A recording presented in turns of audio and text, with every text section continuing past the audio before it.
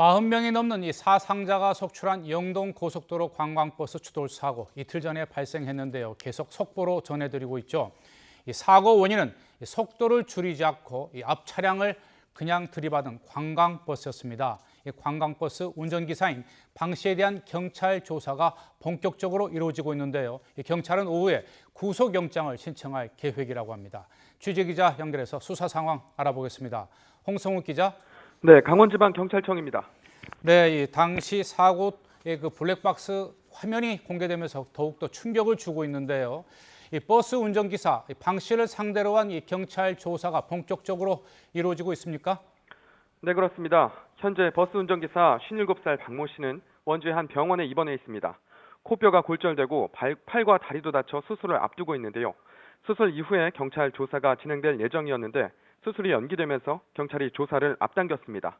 경찰은 먼저 국가수 직원과 함께 경기도 화성의 한 정비소로 옮겨진 관광버스의 제동장치 이상 여부를 점검한 후에 병원으로 이동해 병원 내부에서 피의자 신문 조서를 실시할 예정인데요.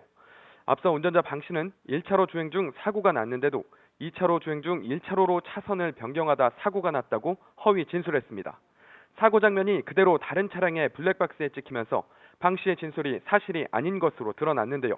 경찰은 방 씨가 왜 허위 진술을 했는지 그리고 사고 당시 왜 제동을 하지 못했는지 등을 조사할 방침입니다. 특히 운전 중 휴대전화 사용이나 졸음운전 여부를 살펴보고 상황에 따라 거짓말 탐지기도 사용을 검토하고 있습니다. 다만 방 씨가 병원 입원 치료 중이고 극도의 심리적 불안감을 느끼고 있어 조사에 신중을 기한다고 밝혔습니다. 네, 조사 이후에 경찰이 운전자 방 씨에 대해서 구속영장을 신청할 계획이라면서요. 네, 피의자 신문 조서를 마친 이후로 예상됩니다. 경찰은 방 씨에게 교통사고 특례법 위반 혐의를 적용해 구속영장을 신청할 예정입니다. 교통사고 특례법에 과실치사상죄가 포함되어 있는데요.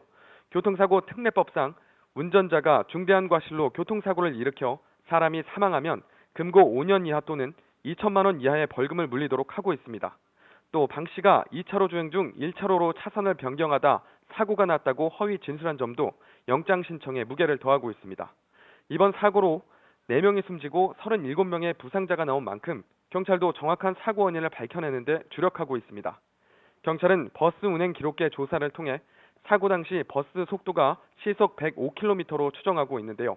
이에 따라 블랙박스 영상을 증거로 확보해 국립과학수사연구원과 도로교통공단에 정밀 분석을 의뢰했습니다.